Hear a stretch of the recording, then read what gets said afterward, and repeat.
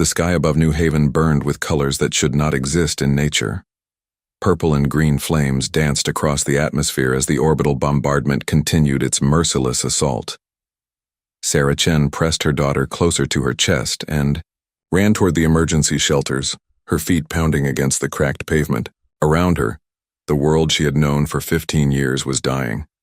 New Haven had been a paradise. The colony stretched across fertile plains where earth crops grew twice as fast under the light of the system's gentle yellow sun. 2.3 million people called this world home. Farmers, teachers, engineers, children who had never seen Earth but heard stories of the blue planet from their grandparents.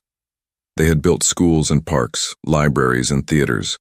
They had no weapons, no military installations, nothing that could threaten anyone. The Concordate ships had appeared 3 days ago, massive vessels that blotted out the sun, carrying the combined flags of 47 alien species who claimed to govern this part of the galaxy. Their message had been simple and cold. This world sat in protected space. Humanity had no right to be here. Evacuate immediately. Colony Administrator Marcus Webb had tried to reason with them. He explained that the settlement had been here for 30 years, that the survey showed no prior claims to this system, that 2 million people could not simply pack up and leave in minutes. He begged for 30 days, time to arrange transport ships, to gather belongings, to say goodbye to the only home most colonists had ever known. The Concordate commander, being called Zekthar from the warrior species known as the Vorn, had given them 30 minutes instead. Sarah reached the shelter entrance and joined the flood of people trying to squeeze through doors designed for orderly evacuation, not panicked flight. Someone screamed behind her. She did not look back. She could not. Her daughter Emily was only 7 years old. Getting her to safety was all that mattered. The first plasma lance struck the northern agriculture sector. Sarah felt the heat wave even from 3 kilometers away. The blast vaporized everything within a 2-kilometer radius.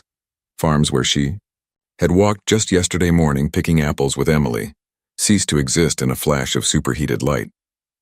Inside the shelter, emergency lighting flickered on. Hundreds of people crowded into spaces meant for maybe 200. Children cried. Adults tried to comfort them while their own faces showed the terror they could not hide. The shelter doors, sealed with a heavy clang that sounded like a tomb closing. Marcus Webb's voice came over the emergency speakers. He was still in the command center on the surface, still trying to negotiate, still believing that civilized beings would not commit mass murder. His voice shook as he spoke. All shelters, this is Administrator Webb. The Concordate forces are continuing their attack. Stay in the shelters. The reinforced structures will protect you. Help is coming. Earth has been notified. Just stay calm and stay underground. Sarah held Emily tight and whispered lies about how everything would be okay. Around them, families huddled together. Old Joseph Martinez, who ran the corner grocery store, held his wife's hand. The Okonkwo family, all 6 of them, prayed quietly in Igbo. Dr. Patel, who had delivered half the children in the colony, tried to organize medical supplies with shaking hands. The bombardment continued for 6 hours. Each impact shook the shelter. Dust fell from the ceiling. The air grew hot and stale as the ventilation system struggled against the heat bleeding through meters of reinforced concrete. The lights failed, twice plunging them into darkness filled with screams before backup power kicked in. When the attacks finally stopped, the silence felt worse than the explosions. Marcus Webb's voice did not return to the speakers. Nobody from the surface answered their calls. The shelter's external sensors showed radiation levels that would kill an unprotected human in minutes. The temperature outside exceeded 200 degrees. The colony, their home, their world, was gone. They waited in the darkness. Hours became days. The shelter's supplies would last for weeks, maybe months, if they rationed carefully. But the radiation was not decreasing. The life support systems were failing one by one. They were not built for extended use, just long enough to survive a storm or a temporary emergency. On the 3rd day, little Emily asked her mother when they could go home. Sarah had no answer. She just held her daughter and cried silently. Some shelters had it worse. Shelter 7 took a direct hit on the second day of bombardment. The 3,000 people inside died instantly when the structure collapsed. Shelter 12's life support failed on day 4. By the time Shelter 3 managed to dig a tunnel to reach them, everyone had suffocated. In Shelter 1, where Sarah and Emily waited, people began to understand that rescue might not come in time. They were buried under the ruins of their civilization with failing air and rising radiation. This was not survival. This was a slow death. Thomas Anderson, a former Earth military engineer, examined the shelter's systems with increasing despair. The radiation shielding was compromised in 3 sections. The water recyclers were contaminated. The air scrubbers were working at 60% capacity and dropping. He gave them 2 weeks, maybe 3, if people stayed very still and breathed very slowly. On day 7, young David Kim asked his father why the aliens had done this.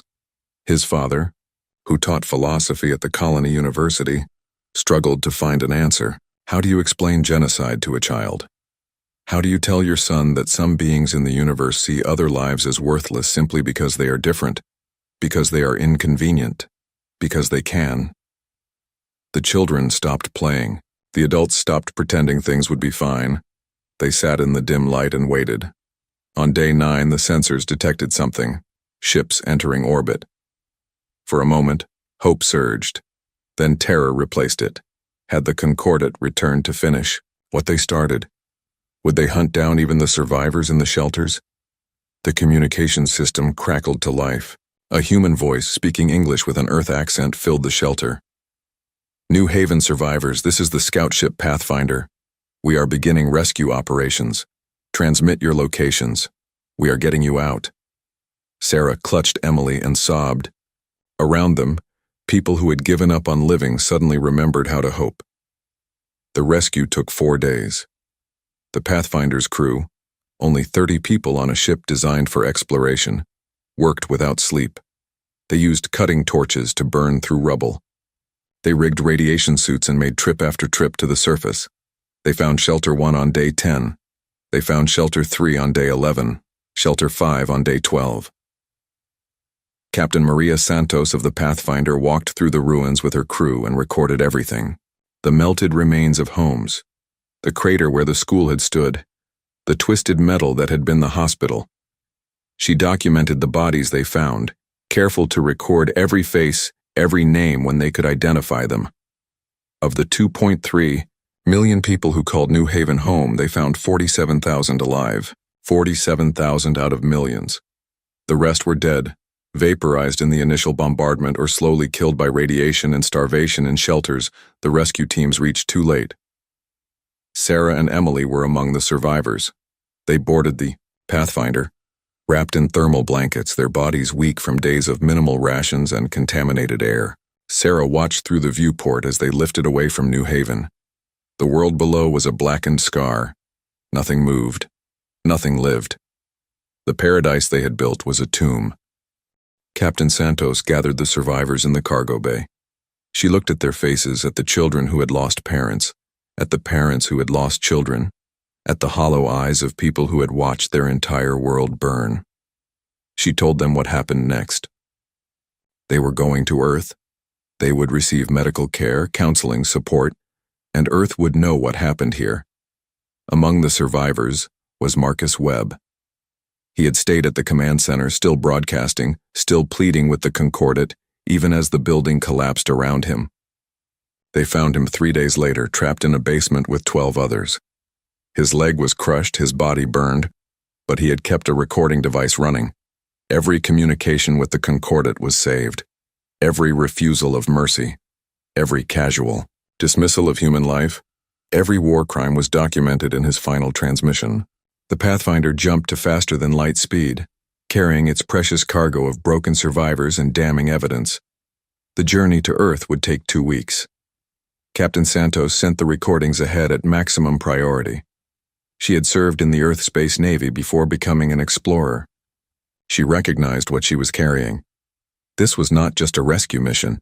This was the spark that would light a fire across all of human space. The message reached Earth on a Tuesday morning. It reached the Mars colonies by Tuesday evening. By Wednesday, every human world, every station, every ship had seen the recordings. They watched Marcus Webb pleading for time to evacuate civilians. They heard Zekthar's cold refusal. They saw the bombardment begin. They counted the dead. The United Earth government convened an emergency session.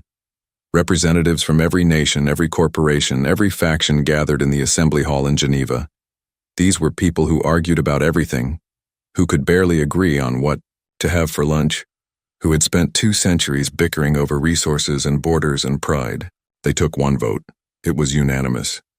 Every shipyard in human space received the same order. Every factory, every forge, every construction facility was repurposed for a single goal. Humanity was going to war, not for conquest, not for territory, but to send a message that would echo across the galaxy. You do not burn our worlds. You do not murder our children. You do not get away with genocide. Admiral Kenji Tanaka, a quiet man who had spent 40 years building exploration ships, was called out of retirement. He accepted command of a fleet that did not yet exist, but soon would. His first order was simple. He wanted to meet the survivors. All of them. Sarah Chen stood before the Admiral with Emily at her side. He looked at her daughter, at the burns still healing on her arms, at the fear still living in her eyes. He knelt down to Emily's level and spoke softly. I am sorry for what happened to you. I am sorry we were not there to protect you, but I promise you this. The people who did this will answer for it, and no child, human or alien, will ever have to go through what you went through, not while we still draw breath. Emily looked at this old man with sad eyes and asked a simple question. Are you going to kill them all like they killed us? Admiral Tanaka shook his head. No, child. We are going to show them that being strong does not mean being cruel. We are going to teach them that justice is not the same as revenge. But mostly, we are going to make absolutely certain they never do this again. Sarah watched the Admiral stand and walk away. She did not know if she believed him.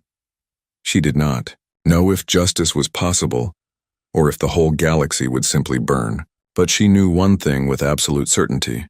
Humanity was done asking politely. Humanity was done hoping other species would treat them with basic decency.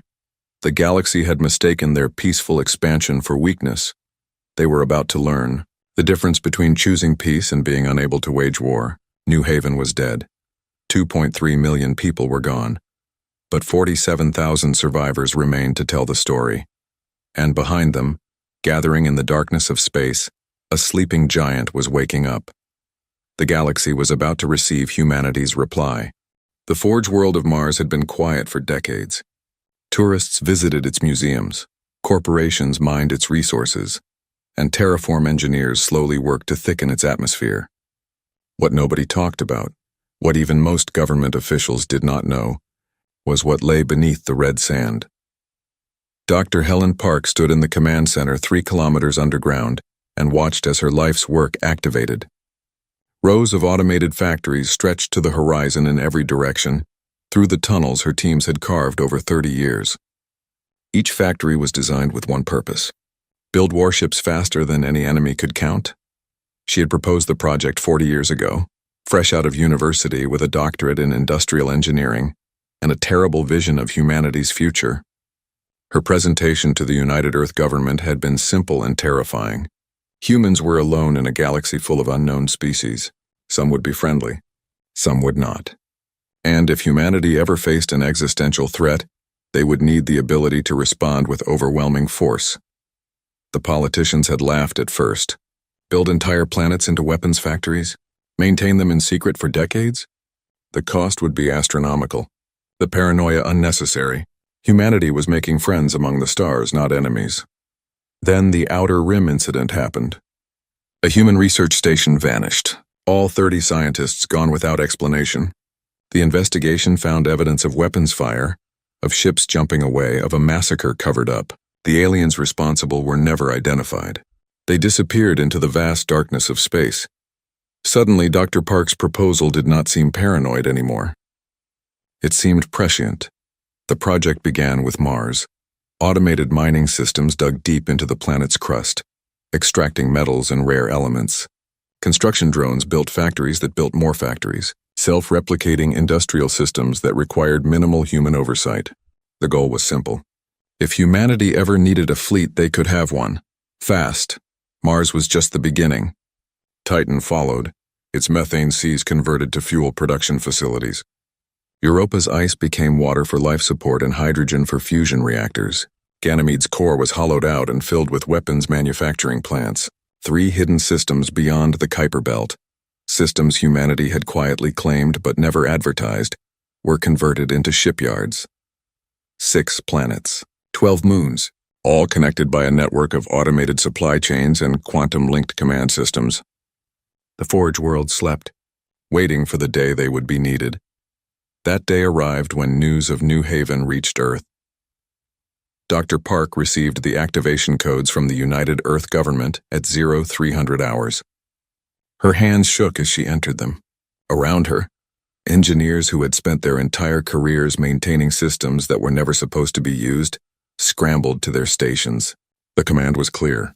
Maximum production, no limits. Build the fleet. The Forges woke up hungry. On Mars, fusion reactors that had run at minimal power for decades surged to full capacity. Mining drones that extracted a few tons of ore per day shifted to thousands of tons per hour. Factory floors designed to produce 1 ship per month reconfigured themselves for continuous production. The entire planet began to hum with industrial fury. The design they built was called the Retribution-class Dreadnought. 3 kilometers of armor, weapons, and engines. There was no luxury, no comfort, no space wasted on anything that did not contribute to its singular purpose. These ships existed to fight and to win.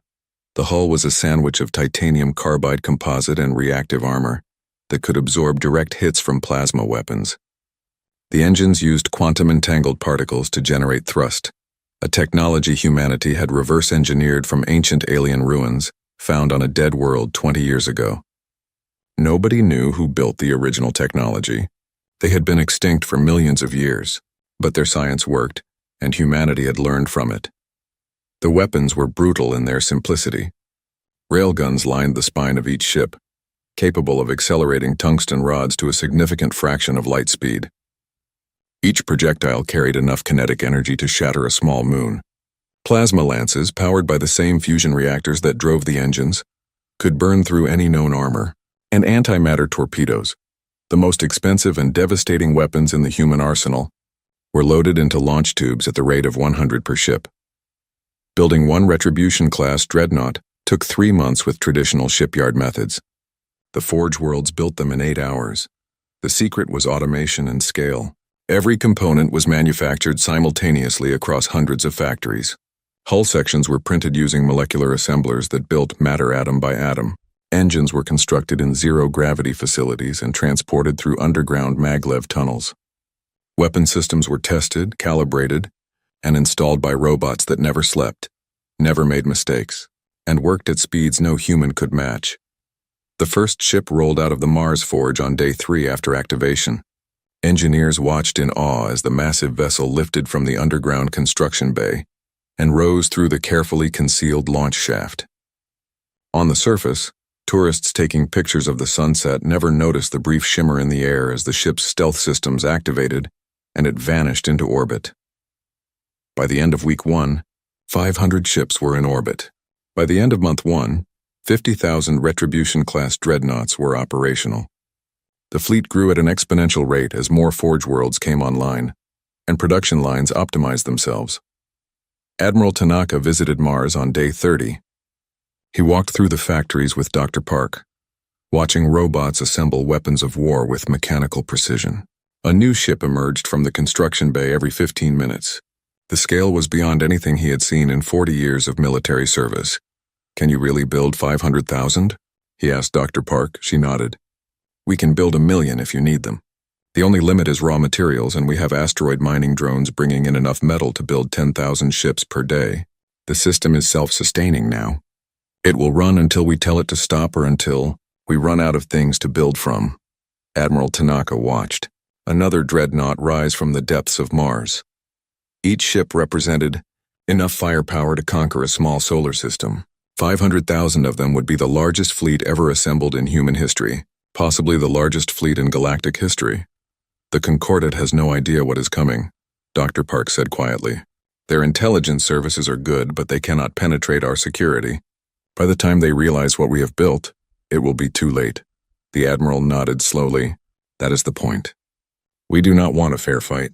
We want them to know, absolutely and without question, that they made a mistake. That attacking humanity was the worst decision they ever made.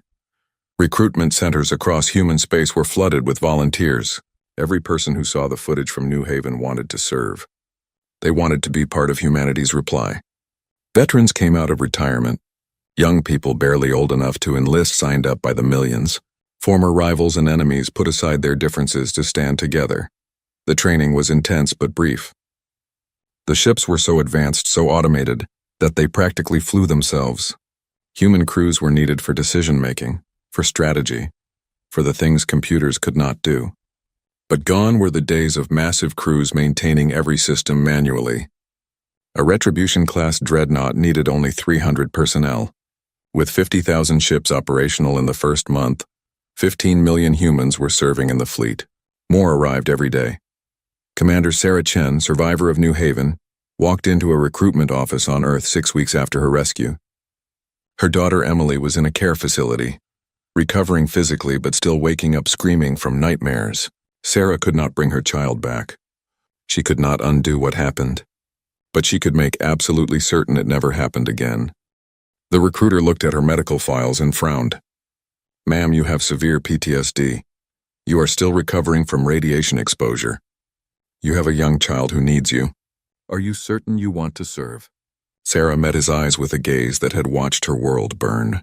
"My daughter needs a galaxy where colonies do not get wiped out by aliens who think we are insignificant. I am going on that fleet. Put me wherever you need me." They made her a communications officer on the Dreadnought. Remember them. The ship's name was not subtle. None of them were. Justice for New Haven. Never again. 2 million voices. The fleet did not hide its purpose. By month 3, 150,000 dreadnoughts filled the orbital space around Earth, Mars, and the outer Forge worlds. The site was visible from the surface of Earth.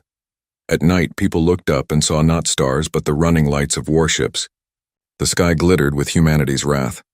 The Concordat finally noticed. Their intelligence services had dismissed early reports. Humanity building hundreds of thousands of warships? Impossible. No species had that industrial capacity. It had to be propaganda, psychological warfare, an attempt to scare the Concordat into concessions. Then their spy satellites captured images of the Forge worlds. The analysts stared at the data in disbelief. Mars was not just building ships. It was producing them at a rate that violated every known principle of economics and logistics. 1 ship every 15 minutes from a single planet. The numbers made no sense. They sent covert operatives to human space. 3 ships disguised as merchant vessels entered the Sol system to observe. They never reported back. Humanity's defense network was far more sophisticated than the Concordat realized. The spy ships were detected, tracked, and quietly disabled. Their crews were captured and held in comfortable detention, while their governments received a simple message. "We know you are watching. Watch carefully. See what happens when you murder our children." The Concordat Council convened an emergency session. 47 species ranging from the aquatic Kryn to the insectoid Zifiri to the mammalian Torvin gathered in their grand chamber on Concordat Prime. They watched the surveillance footage. They reviewed the intelligence reports. They did the math. The numbers were terrifying. By the most conservative estimates, humanity would have 500,000 warships operational within 10 months. 500,000. The entire Concordat military consisted of 80,000 ships, accumulated over centuries, maintained by dozens of species. And humanity was going to outnumber them 6-1 with brand new state-of-the-art vessels. Ambassador Telmore of the Kryn species, one of the founding members of the Concordat, addressed the council with his translation device rendering his aquatic sounds into galactic standard. "We must negotiate, offer reparations, return the survivors to their territory, apologize, do whatever it takes to stop this fleet from launching." Warmaster Zekthar of the Vorn, the species that had carried out the bombardment, rose to his full 3-meter height. His 4 arms crossed over his chest in a gesture of contempt. "We negotiate with equals. These humans are primitives playing with weapons they do not understand. Their fleet will break against our defenses. We have faced worse.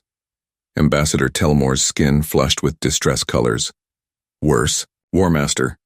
They are building more ships in a month than we have built in a century. This is not a primitive species. This is an industrial power we have never encountered before. The council argued for 3 days. Some wanted peace. Some wanted war. Some wanted to blame everything on the Vorn and sacrifice Zekthar to human justice in hopes of mercy. Humanity sent no diplomats, no peace offers, no threats, just a simple countdown broadcast on all frequencies. Fleet deployment in 6 months. New Haven will be answered. By month 6, 300,000 dreadnoughts were operational. By month 10, the 500,000th ship, named Final Warning, was commissioned in a ceremony attended by every survivor of New Haven. Emily Chen, age 7, smashed a bottle of synthesized champagne against the hull in a tradition borrowed from ancient Earth navies.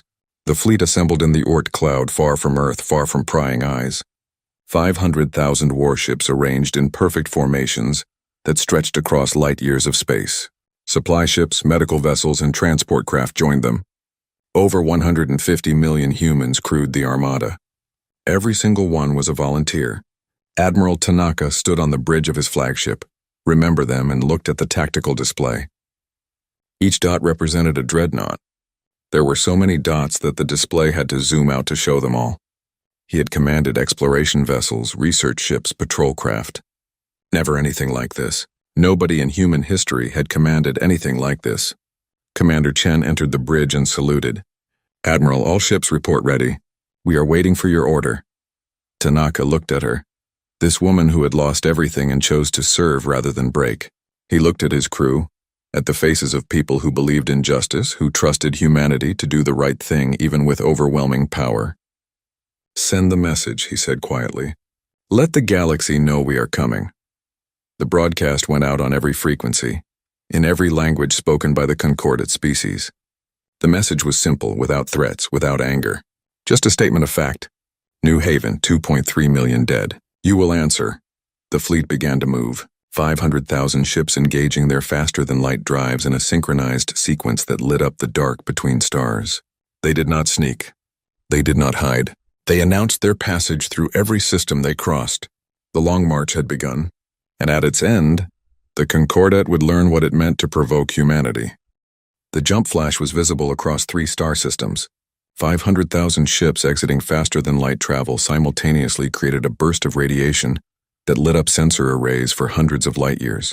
It was not subtle. It was not meant to be. Admiral Kenji Tanaka stood on the bridge of Remember Them and watched the tactical display update. All ships accounted for. 0 losses. The massive transit had worked perfectly. They were now 3,000 light-years from Earth and 12,000 light-years from Concordat Prime. 39 more jumps to go. The fleet moved through space like a migration of metal whales. Each jump took them 400 light-years closer to their destination. Each jump was coordinated to the microsecond, allowing the entire armada to stay together. Human engineers had spent months perfecting the mass transit corridors, pathways through space-time where hundreds of thousands of ships could travel safely without colliding or scattering across the galaxy.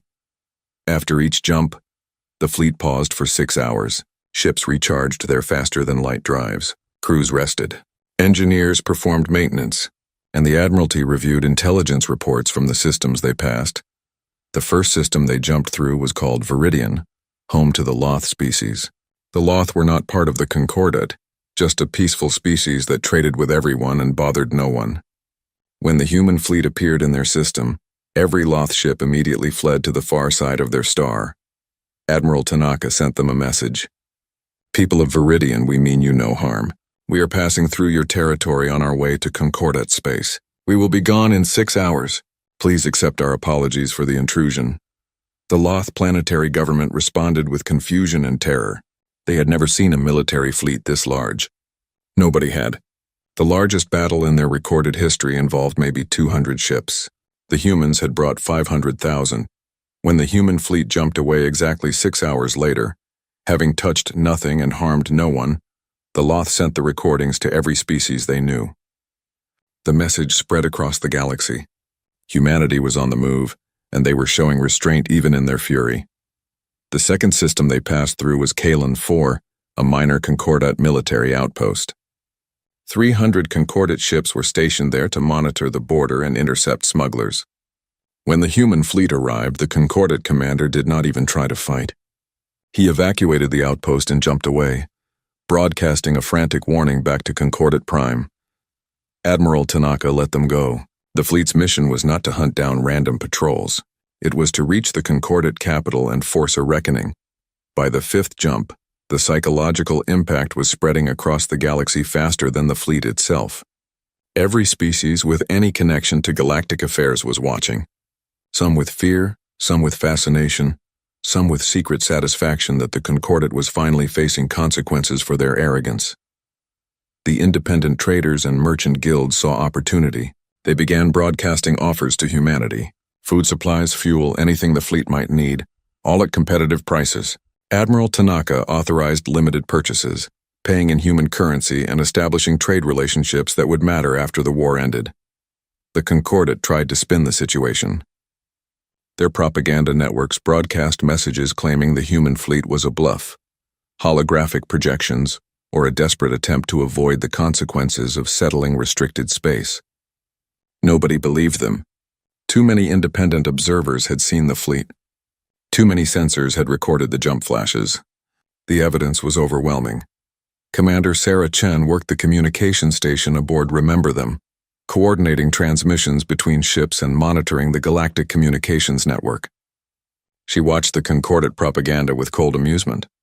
They were still trying to save face, still pretending humanity was the aggressor. She remembered the recording her colony administrator Marcus Webb had made. The Concordat commander Zekthar refusing to allow civilian evacuation, the casual dismissal of human life, the bombardment that followed. She had listened to that recording 100 times, each time feeling the anger burn a little hotter. The fleet continued its march. Jump by jump, system by system, they moved toward Concordat space. Each appearance was announced on all frequencies with the same simple message. New Haven, 2.3 million dead. You will answer. By the 10th jump, independent species began sending messages of support. The Varesh, a species that had lost a colony to Concordat enforcement actions 20 years ago, transmitted their gratitude that someone was finally standing up to the Concordat's brutality. The Halim, who had been forced to accept unfair trade terms under threat of military action, offered to provide star charts and intelligence. Admiral Tanaka accepted the intelligence and filed it carefully. He did not want allies driven by revenge or opportunism, but he would not refuse information that could save human lives. The Concordat military scrambled to respond. They pulled ships from patrol routes, from border stations, from defensive positions across their territory. The mobilization was chaotic and panicked. They had not fought a major war in 2 centuries. Their military was designed for police actions, for intimidating minor species, not for facing an existential threat. By the 20th jump, the fleet was halfway to Concordat Prime.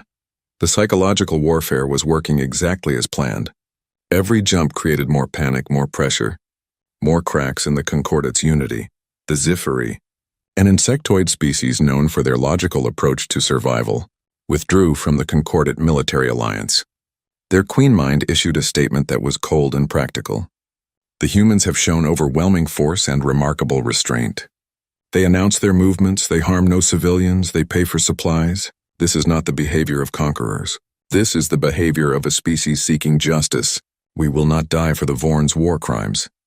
The Zifiri withdrawal removed 15,000 ships from the Concordat defense fleet. More importantly, it showed other species that abandoning the Concordat was an option. The Kryn tried diplomacy. Ambassador Telmore, who had argued for peace from the beginning, sent a message directly to Admiral Tanaka. It was eloquent and desperate. He explained that the attack on New Haven was ordered by Vorn military commanders without proper authorization. He offered to arrest Zekthar and the other officers responsible. He offered reparations, territory, anything humanity wanted. Admiral Tanaka's response was brief. Ambassador, we appreciate your position. We understand that not all Concordat species supported the attack on New Haven. However, the attack was carried out under the Concordat flag, using Concordat authority, in the name of Concordat law. The organization is responsible. We will arrive at Concordat Prime in 60 days. You have until then to prepare your surrender terms. We will not negotiate before we arrive, and we will not negotiate after if you choose to fight. Telmore tried to press further, but Tanaka cut the connection. This was not the time for half measures or political maneuvering. The fleet had one purpose and nothing would distract from it. The Vorn response was predictable. War Master Zekthar, now promoted to Supreme Military Commander of Concordat Forces, issued a declaration of defiance. He called humanity soft and weak for announcing their movements instead of striking like true warriors. He promised that the Concordat Defense Fleet would send the humans running back to Earth in defeat. Zekthar began concentrating forces at Concordat Prime. He pulled ships from every corner of Concordat space, abandoning border stations and leaving minor systems undefended. Everything was being staked on a single decisive battle. By the 30th jump, the human fleet crossed into official Concordat territory. They were 5 jumps away from Concordat Prime. The tension across the galaxy was suffocating. Every species watched and waited to see if this would end in negotiation or annihilation. Admiral Tanaka called a meeting of all ship captains via holographic conference. 500,000 officers appeared in the virtual space, their faces showing determination and focus. These were the people who would carry out humanity's reply. He needed them to understand what that reply would be. Captains, Tanaka began, his voice calm and measured. We are 5 days from Concordat Prime. When we arrive, we will face their full military might. They outnumber us in terms of nothing, actually. We outnumber them 6 to 1. We have better technology. We have better coordination. We will win the battle. He paused and looked across the sea of faces. But winning the battle is not our goal. Our goal is justice. Our goal is to ensure that what happened to New Haven never happens to anyone, human or alien, ever again. That means we fight with precision. We minimize civilian casualties. We disable rather than destroy whenever possible. We show the galaxy that having overwhelming power does not mean we use it carelessly. A captain from one of the outer ships spoke up. Admiral, with respect, they killed 2 million civilians. Why should we show them mercy? Tanaka nodded slowly. Because, Captain, we are not them. They killed civilians because it was convenient. Because they did not value human life. We will show them that we value all life, even theirs. We will show them that justice is not the same as revenge. And when this is over, when the galaxy looks at what happened, they will see a species that could have committed genocide and chose not to. That is the reputation we are building. That is why they will fear us and respect us. The captains absorbed this. Some agreed immediately. Others struggled with it. All of them understood the weight of what they were being asked to do. Destroy an enemy military while showing restraint. Win decisively while maintaining moral authority. It was not easy, but it was necessary.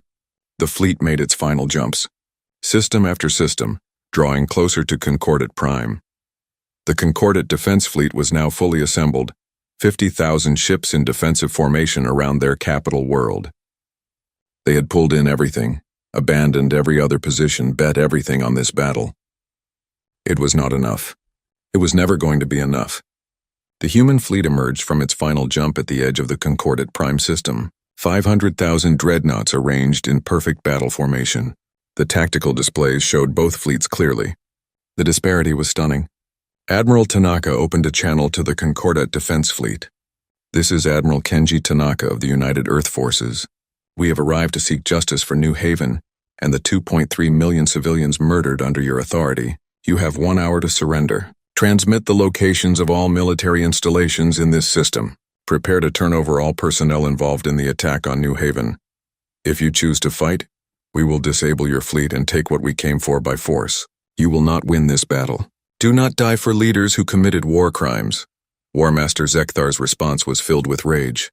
You speak of justice? You invade our space with weapons of war and call it justice? We will teach you the price of arrogance, humans. We will send you back to your little blue world, broken and defeated. This is Concordat space. You have no authority here. Admiral Tanaka sighed. He had hoped, despite everything, that they would see reason. That someone in the Concordat leadership would look at the odds and choose survival over pride. Very well, Tanaka said quietly. All ships, battle stations. Remember your orders. Disable, do not destroy. Protect civilians. Show them what humanity can do. The countdown began, 60 minutes to the largest space battle in galactic history.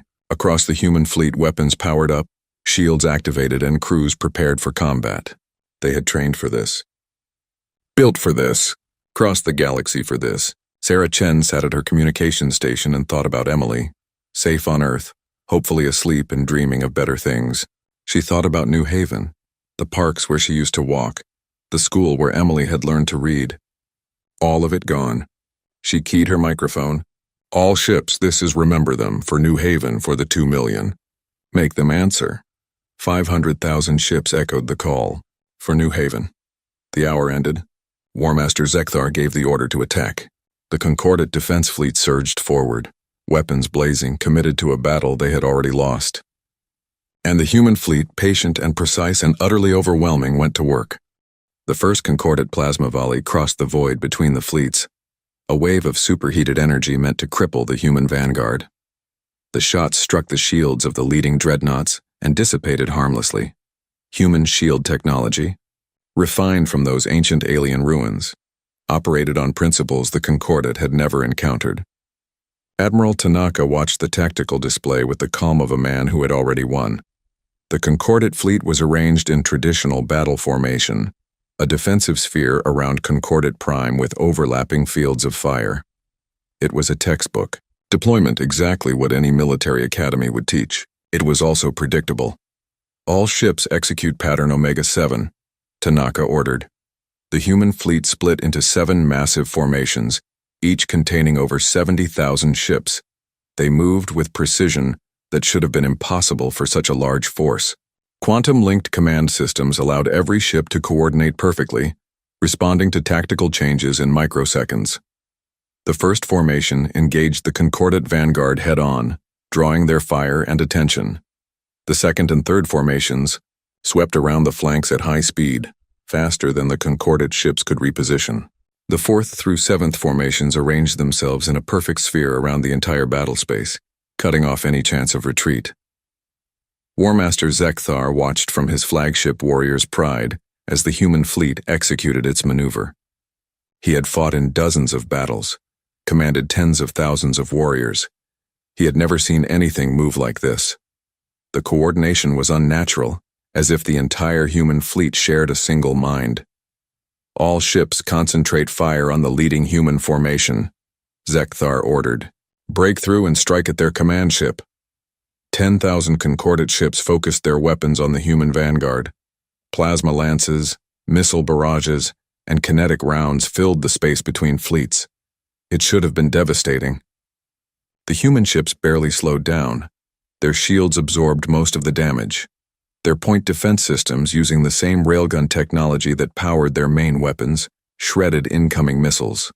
A few ships took damage, their shields flickering under sustained fire, but they simply rotated back into the formation while fresh ships took their place. Then the humans returned fire. The railgun volleys were synchronized across thousands of ships. Tungsten rods accelerated to incredible velocities, each one carrying kinetic energy measured in megatons. They did not strike randomly. Each shot was calculated, targeted at specific systems on specific ships, engines, weapons, shield generators.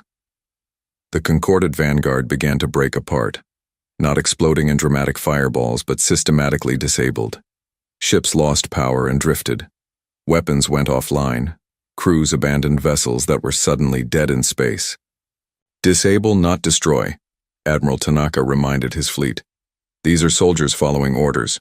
We are not here for revenge. Commander Sarah Chen monitored the casualty reports from her communications station. The Concordat was losing ships by the hundreds, but the crew survival rate was over 90%. Human targeting was surgical, destroying capability while preserving lives. The battle continued for 4 hours, but the outcome was never in doubt. The Concordat fleet fought bravely, fought desperately, but they were simply overmatched. Human technology was better. Human numbers were overwhelming. Human coordination was flawless. By the third hour, 20,000 Concordat ships were disabled and drifting. The remaining 30,000 were scattered, their formation broken, their command structure in chaos. War Master Zekthar continued to order attacks. but fewer ships responded to each command. Admiral Tanaka opened a channel to the Concordate fleet. War Master Zekthar, you have lost this battle. Your ships are disabled. Your defenses are broken. You can continue fighting and watch your warriors die, or you can surrender and save lives. There is no shame in recognizing when you are beaten. Zekthar's response was filled with rage and pain. We are Vorn. We do not surrender. We die with honor. Then you will die, Tanaka said quietly, and your warriors will die and it will accomplish nothing. Is that the honor you want? To waste lives in a battle already lost? For a moment Zekthar did not respond. On his bridge, his officers looked to him for guidance. Young warriors who had believed in Vorn supremacy, who had followed their war master into battle, now faced death for pride. One of Zekthar's junior officers, a female Vorn named Kethra, spoke carefully.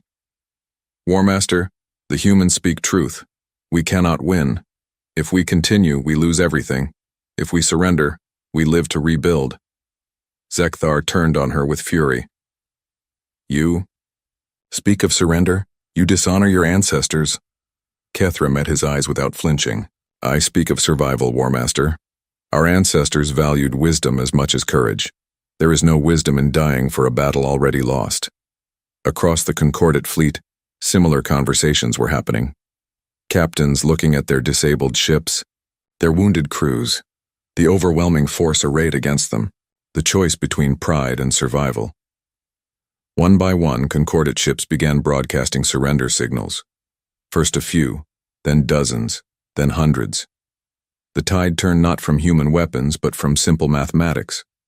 The Concordate forces had lost, and continuing to fight would only increase the body count. War Master Zekthar watched his fleet abandon the battle.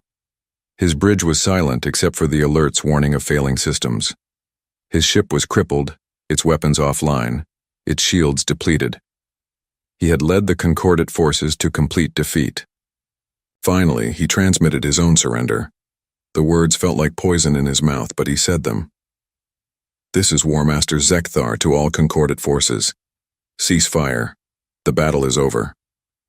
The shooting stopped. Space fell silent except for the hum of engines and the crackle of emergency transmissions. 50,000 Concordate ships, most disabled, all defeated. 500,000 human ships barely scratched, surrounding them completely. The final count showed 3,000 Concordate ships destroyed, not by human choice but by accidents. Collisions and a few captains who chose to self-destruct rather than surrender. 47,000 ships were disabled and adrift. The crew casualties were remarkably low. The Concordate had lost the battle, but kept most of their people alive. The human fleet had 0 ships destroyed. 43 ships needed repairs. Total human casualties, 18 dead, 200 wounded. It was not a battle. It was a demonstration. Admiral Tanaka established a perimeter around Concordate Prime and began the siege. Human ships took up positions at every orbital approach, every jump point, every possible escape route. Nothing would leave this system without human approval. The terms were broadcast to the Concordate government. Surrender all personnel involved in the New Haven attack. Provide full access to military installations. Disarm the planetary defense systems. Accept occupation until the terms of justice were satisfied. The Concordate Council met in emergency session. The chamber that had once held 47 proud species now held terrified politicians watching their civilization crumble. Ambassador Telmore of the Kryn argued for immediate surrender. The Torvan representative wanted to evacuate the government and continue resistance from other worlds. The Vorn delegates demanded a fight to the last warrior. The debate raged for 2 days while the human fleet waited in perfect formation, patient and implacable. On the 3rd day, Admiral Tanaka did something unexpected. He requested permission to land on Concordate Prime with a small diplomatic shuttle. No weapons, no marines, just himself and a translator. He wanted to address the Concordate Council in person. The Council, stunned by this move, granted permission. What choice did they have? The human fleet could glass the planet from orbit if they wanted. A single admiral in their council chamber was hardly a threat. Kenji Tanaka walked into the Concordate Council chamber wearing his dress uniform, unarmed except for a ceremonial sidearm that had never been fired. He stood before the assembled representatives of 47 species and spoke in a voice that carried calm authority. Members of the Concordat Council, I am Admiral Kenji Tanaka of the United Earth Forces. I have traveled 15,000 light-years to stand before you, not to conquer you, not to destroy you, but to ensure you understand what you did and what will happen now. He activated a holographic display, showing the recordings from New Haven. The council members had seen them before, but watching again with the Admiral standing before them made it real in a way it had not been. 2.3 million civilians, Tanaka continued. Farmers, teachers, children. They had no weapons. They posed no threat. Your forces gave them 30 minutes to evacuate a world they had lived on for 3 decades. When they could not comply with this impossible demand, you burned their world. Some council members looked away. Others watched with obvious discomfort. A few, including the Vorn delegates, remained defiant. You made assumptions about humanity, Tanaka said. You assumed we were weak because we preferred peace. You assumed we were primitive because we avoided conflict. You assumed you could kill our people without consequence. You were wrong on all counts. He gestured to the window where the human fleet was visible as thousands of points of light surrounding the planet. I brought 500,000 warships to your capital. I could destroy every military installation in Concordat space. I could glass every Vorn world. I could make you feel the same pain you inflicted on New Haven. The chamber was silent. Every delegate understood that these were not empty threats.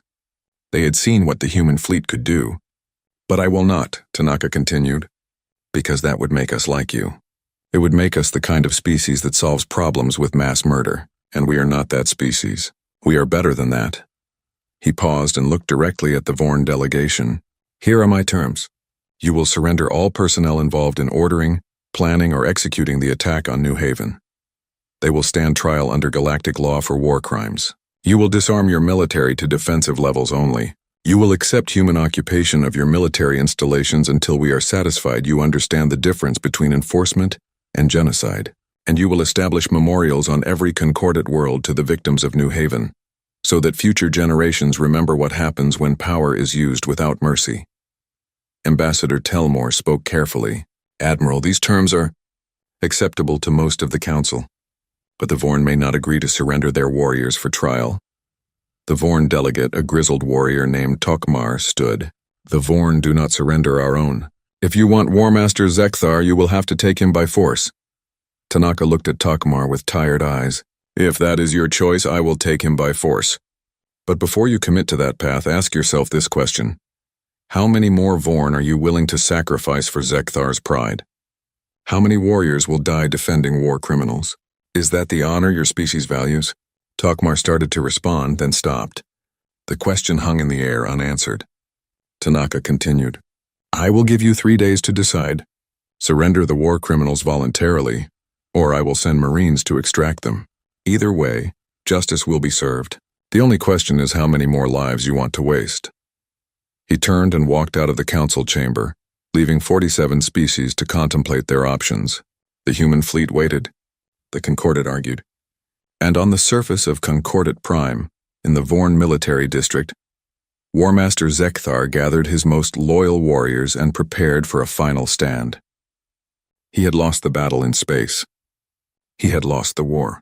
But he would not surrender without showing these humans what Vorn warriors could do when cornered. He fortified the Vorn War Memorial, a massive structure dedicated to centuries of Vorn military victories. 10,000 warriors joined him, pledging to fight to the death. When Admiral Tanaka heard about this development, he sighed. He had hoped to avoid this, hoped that reason would prevail. But some beings would rather die than admit they were wrong. Prepare a Marine deployment, he ordered. Surgical extraction. Minimum casualties on both sides. Show them that we can take what we want without becoming monsters. The operation was planned with obsessive precision. Human Marines, using powered armor and non-lethal weapons where possible, would assault the war memorial. The goal was to capture Zekthar and the other war criminals, while minimizing deaths on both sides. It would be humanity's final demonstration, not just of their weapons, but of their values. The galaxy was watching. And what happened next would define how the galaxy saw humanity for generations to come. The assault on the Vorn War Memorial began at dawn. 3,000 human Marines descended from orbit in drop pods that screamed through the atmosphere like falling stars. They landed in a perfect perimeter around the ancient structure, a building that had stood for 500 years as a monument to Vorn military supremacy. War Master Zekthar watched from the memorial's highest tower as the humans deployed. He had expected a bombardment from space, expected them to simply destroy the building and everyone in it. Instead, they landed troops. They were coming to take him face to face. "Let them come," he growled to his warriors.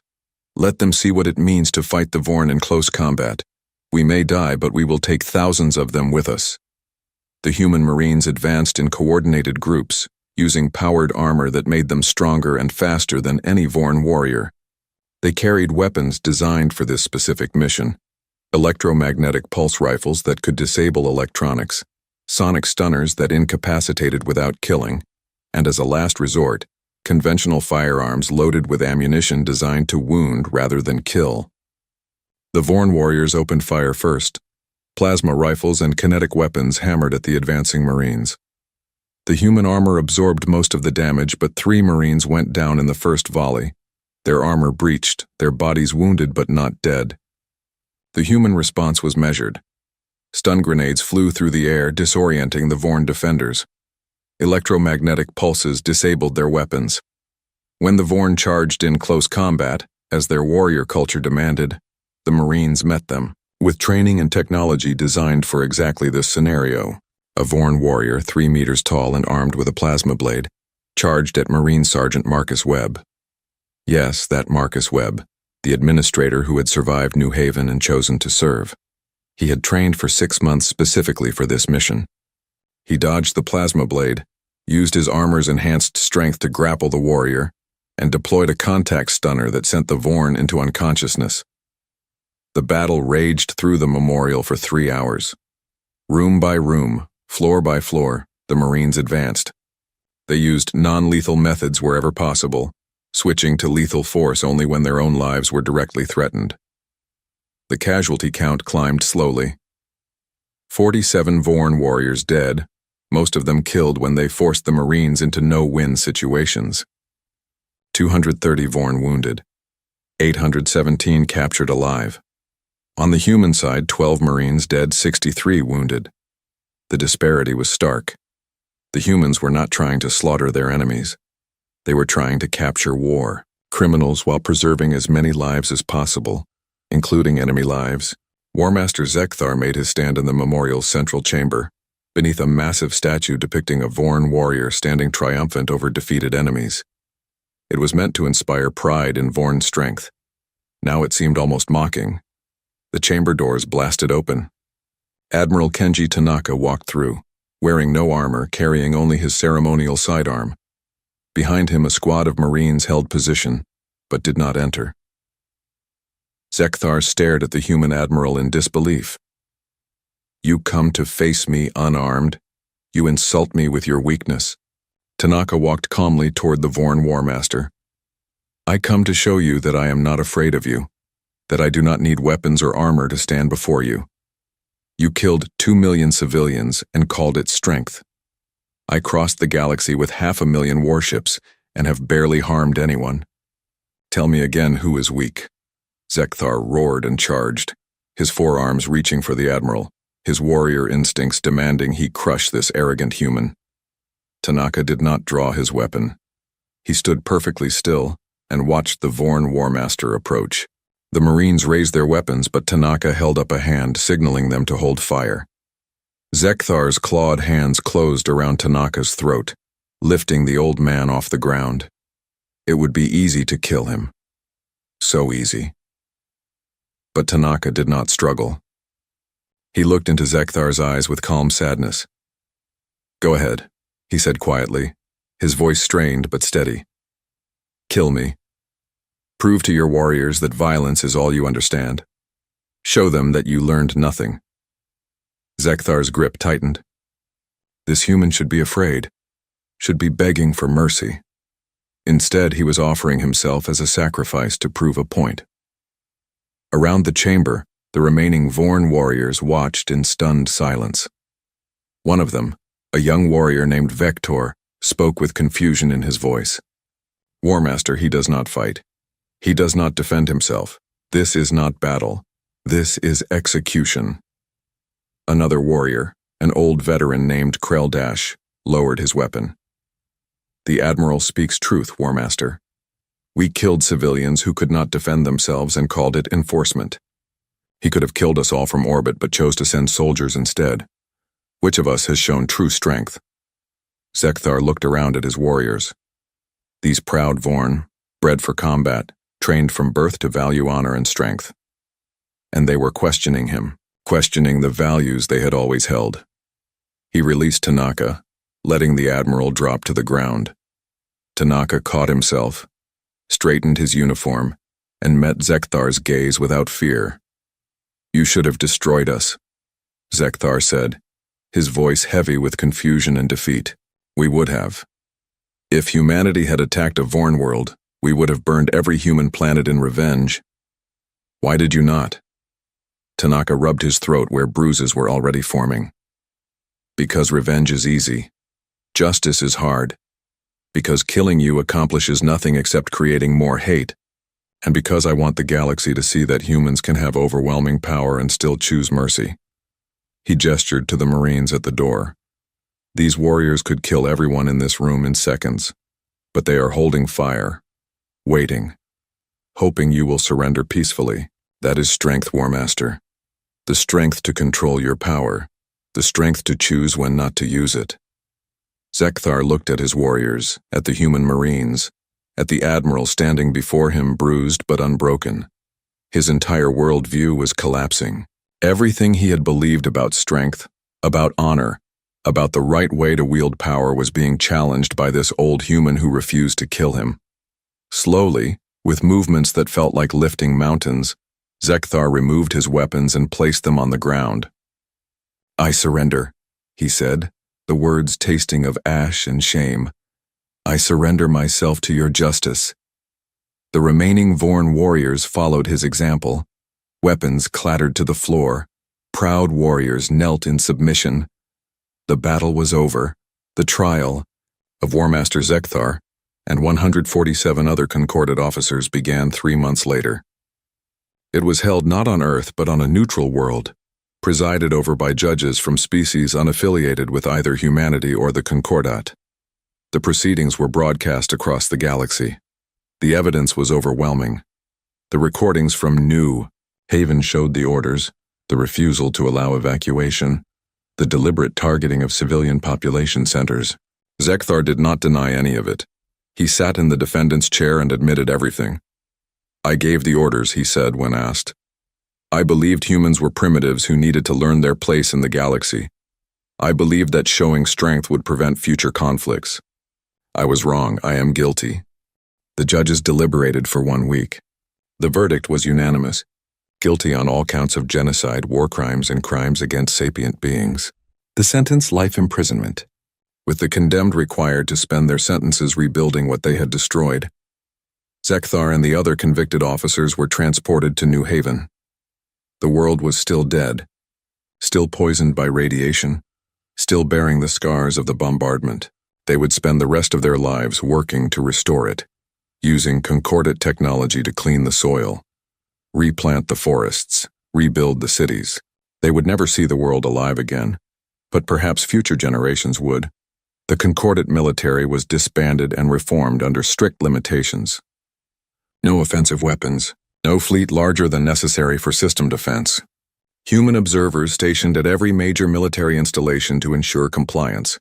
The occupation lasted 5 years. Human forces remained in concordate space not as conquerors but as peacekeepers. They repaired the damage from the battle. They established trade agreements. They shared medical technology and helped rebuild damaged infrastructure. It confused many species. Conquerors were supposed to exploit the defeated, to take resources, to impose harsh terms. Instead, humanity was helping, building schools, training engineers, offering aid to worlds that had been part of the alliance that attacked them. Ambassador Telmore of the Kryn met with Admiral Tanaka during the 3rd year of occupation. The aquatic diplomat had become humanity's strongest advocate in the former Concordat, working to heal the divisions and rebuild trust. I do not understand your species, Admiral, Telmore said, his translation device rendering his thoughts into human language. You had the power to dominate us completely. To take whatever you wanted. Why did you not? Tanaka smiled. Because, Ambassador, we learned something from our own history. On Earth, we fought wars for thousands of years. We conquered and were conquered. We built empires and watched them fall. And we learned that peace built on fear does not last. It takes just one generation to forget the fear, and then the cycle starts again. He looked out the window at Concordat Prime, where human and Concordat workers were rebuilding a damaged space station together. But peace built on mutual respect, on shared values, on the understanding that we are stronger together than apart, that peace can last. That is what we are building here. The Terran Defense Fleet did not disband after the occupation ended. The 500,000 Dreadnoughts remained operational, stationed across human space and along the former Concordat borders. They patrolled trade routes, responded to emergencies, and served as a constant reminder. Humanity could do this again. Humanity could build another fleet, could cross the galaxy, could defeat any enemy, but humanity chose not to, chose to be protectors instead of conquerors. Other species took notice. The independent worlds that had stayed neutral during the conflict began approaching humanity for alliances. Not out of fear, though that was part of it, but out of genuine respect. Humanity had shown the galaxy something new, a species with the power to dominate but the wisdom not to. Trade routes expanded. Cultural exchanges began. Human universities accepted alien students. Human engineers helped build infrastructure on alien worlds. Slowly, carefully, a new kind of galactic community began to form. The Concordat itself changed. The name remained, but the purpose shifted. Instead of a military alliance enforcing order through threat of violence, it became a voluntary association of species working together for mutual benefit. The Vorn, once the military backbone of the old Concordat, became its peacekeepers, using their warrior culture to protect rather than conquer. 10 years after the Battle of Concordat Prime, the memorial on New Haven was completed. The world had been terraformed over decades of work by the prisoners and volunteers from across the galaxy. It was alive again, green and beautiful, a testament to what could be rebuilt from ashes. The memorial was a simple design. A wall of black stone 3 kilometers long inscribed with 2.3 million names. Every person who died when the colony burned. Men, women, children, farmers, teachers, engineers. Each name carefully researched, each life honored. People came from across the galaxy to see it. Human survivors who had lost family, alien species who had heard the story, even some Vorn warriors, seeking to understand the cost of the path their species had once followed. At the base of the wall, a simple inscription in 47 languages, representing every species of the old Concordat. They were innocent. They were defenseless.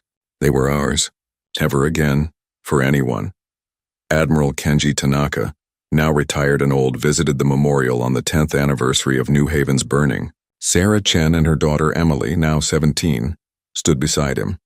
Emily had been too young to remember much of New Haven, but she had grown up with the stories, with the weight of being a survivor. "Do you think it was worth it?" Emily asked the Admiral quietly. "Everything that happened. The war, the occupation, all of it." Tanaka looked at the names on the wall, at the people who never got the chance to grow old, to see their children graduate, to live the peaceful lives they had worked for. "I do not know if anything could be worth this," he admitted. "But I know that if we had done nothing, if we had let your mother and the other survivors be the only memorial to New Haven, then these deaths would have meant nothing. At least now the galaxy has changed. At least now other species think twice before harming civilians. At least now there is hope for something better." A Vorn approached them, moving with the careful respect of someone entering a sacred place. It was Vector, one of the warriors who had surrendered at the war memorial. He had spent 10 years working to restore New Haven, and now he came as a free citizen, his sentence completed. "Admiral Tanaka." "Commander Chen, young Emily," he said, his translator rendering his guttural speech. "I have no right to speak to you, no right to stand in this place, but I wanted you to know that what happened here changed my species. We were taught that strength meant the ability to dominate others. Now we teach our children that strength means the courage to show mercy, because of New Haven, because of you." Sarah Chen looked at this alien warrior, one of the species that had destroyed her world. She should hate him, should want him to suffer. But looking at his genuine remorse, At the years he had spent trying to make amends, she found something else. The people who ordered this, she said carefully.